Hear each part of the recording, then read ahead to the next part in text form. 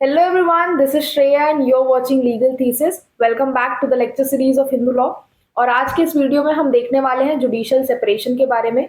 Judicial separation और divorce के बीच में क्या डिफरेंस होता है उसे भी हम देखेंगे।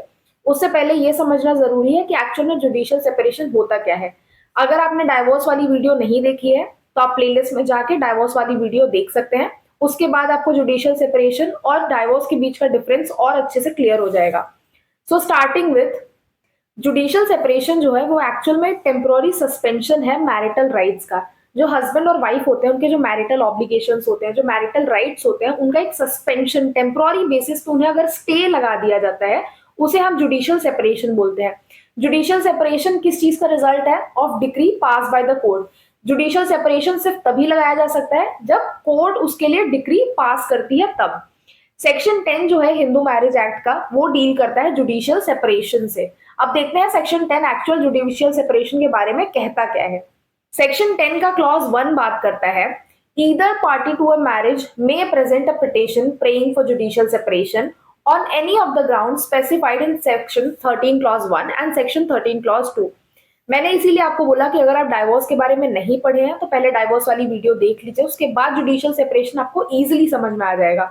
तो सेक्शन 10 क्लॉज 1 क्या कहता है कि कोई भी हस्बैंड या वाइफ दोनों में से कोई भी अगर चाहे तो जुडिशियल सेपरेशन के लिए पिटिशन फाइल कर सकता है कोर्ट में।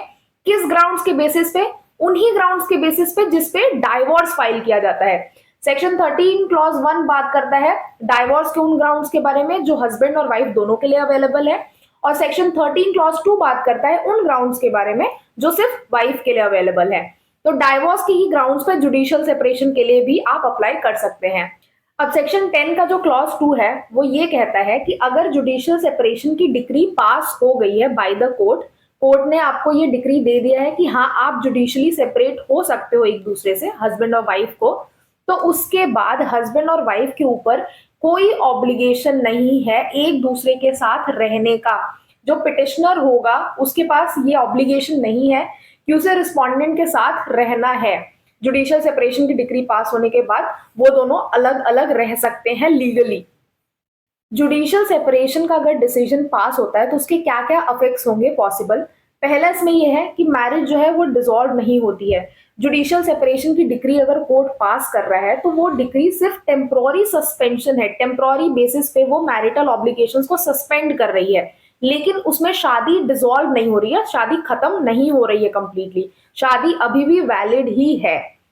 दूसरा इसमें इफेक्ट ये है after passing of the decree the couples are not bound to live together. जो हस्बैंड और वाइफ है उन दोनों के पास ऐसा कोई भी बाध्यता नहीं है कि उन्हें एक दूसरे के साथ ही रहना है, वो दोनों इस डिग्री के पास होने के बाद अलग अलग रह सकते हैं लीगली। तीसरा इफेक्ट ये है during this period remarriage amounts to bigamy. अगर जुडिशियल सेपरेशन की डिग्री पास होने के बाद हस्बैंड या वाइफ दोनों में से कोई एक जाके किसी और इंसान से शादी कर लेता है तो वो बाइगैमी होगी, और बाइगैमी के लिए उन्हें पनिश भी किया जाएगा। डाइवोर्स में हम क्या देख रहे थे, डाइवोर्स होने के बाद शादी क्या हो जाती है, खत्म हो जाती है, और उसके बाद अगर हस्बैंड या वाइफ चाहे तो किसी और से शादी कर सकते हैं। लेकिन जुडिशियल सेपरेशन में क्या है, शादी नहीं कर सकते, वो बाइगैमी होगी, और इसका रीजन ये है क्योंकि शादी कंप्लीटली डिसॉल्व नहीं होती है। चौथा इसका पॉसिबल इफेक्ट ये है it does not prevent the parties from resuming cohabitation and living together. अगर डिक्री पास हुई है जुडिशियल सेपरेशन की तो इसका मतलब ये नहीं है कि अगर हस्बैंड और वाइफ चाहे तो वापस साथ रह नहीं सकते हैं, नहीं, ये डिक्री उन दोनों को इस चीज के लिए जो है प्रिवेंट नहीं करेगी कि वो एक दूसरे के साथ कोहैबिट नहीं कर सकते, एक दूसरे के साथ रह नहीं सकते हैं। सपोज आज अगर डिग्री पास हुई है, कल हस्बैंड और वाइफ ये डिसाइड करते हैं कि नहीं हमें फिर से साथ रहना है, तो वो उस डिग्री को असाइड करके एक दूसरे के साथ रहना रिज्यूम कर सकते हैं, वापस से शुरू कर सकते हैं। अब देखते हैं difference between judicial separation and divorce. जो जुडिशियल सेपरेशन और डाइवोर्स का कॉन्सेप्ट है वो बहुत हद तक सिमिलर है, लेकिन कहाँ कहाँ पे उसमें डिफरेंस है ये एग्जाम्स में अक्सर पूछा जाता है। तो पहला डिफरेंस आप मेंशन ये करेंगे कि जुडिशियल सेपरेशन कहाँ पे मेंशन है, section 10 of Hindu marriage act.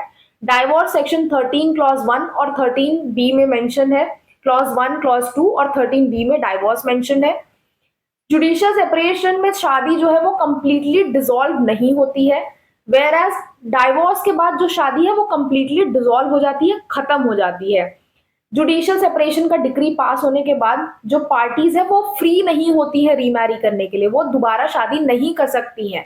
लेकिन डाइवोर्स का डिक्री मिलने के बाद जो पार्टीज हैं वो वापस किसी और इंसान से शादी कर सकती हैं, रीमैरी कर सकती हैं। जुडिशियल सेपरेशन में जो पिटिशन होता है वो फाइल किया जाता है at any time after marriage. शादी के 1 महीने बाद, 2 महीने बाद, 10 महीने बाद, 12 महीने बाद आप कभी भी पिटिशन फाइल कर सकते हैं जुडिशियल सेपरेशन के लिए। लेकिन डाइवोर्स के लिए पिटिशन कब फाइल किया जाता है? After 1 year of marriage. 1 साल के बाद ही आप डाइवोर्स के लिए पिटिशन फाइल कर सकते हैं, अनलेस एंड अनटिल उसमें भी एक्सेप्शन है कि अगर आपका केस बहुत ही एक्सट्रीम है, आपके साथ बहुत ही एक्सट्रीम हार्डशिप हो रही है आपको अपने हस्बैंड के साथ रहने में, उस केस में पहले भी कोर्ट्स एंटरटेन कर लेती हैं, लेकिन वो बहुत ही रेयर होता है। जुडिशियल सेपरेशन में जो पॉसिबिलिटी है रिकंसाइलेशन की, रिकंसाइलेशन का मतलब है वापस साथ में रहने का जो पॉसिबिलिटी है वो है। जुडिशियल सेपरेशन टेम्पोररी सस्पेंशन है, उसके बाद अगर हस्बैंड वाइफ को लगता है कि हाँ हमें वापस साथ में रहना है तो वो रह सकते हैं। वेयर एज जो डाइवोर्स है उसमें पॉसिबिलिटी जो है रिकंसाइलेशन की वो बिल्कुल भी नहीं है, क्योंकि डाइवोर्स के बाद जो शादी होती है वो डिसॉल्व हो जाती है, खत्म हो जाती है। उसके बाद दो लोगों को साथ में रहने का कोई भी चांस नहीं होता है। तो ये कुछ इंपॉर्टेंट डिफरेंसेस थे जुडिशियल सेपरेशन और डाइवोर्स के बारे में। जुडिशियल सेपरेशन बहुत ही इजी और छोटा टॉपिक था। आई होप आपको समझ में आया होगा। Keep watching, keep studying. Thank you.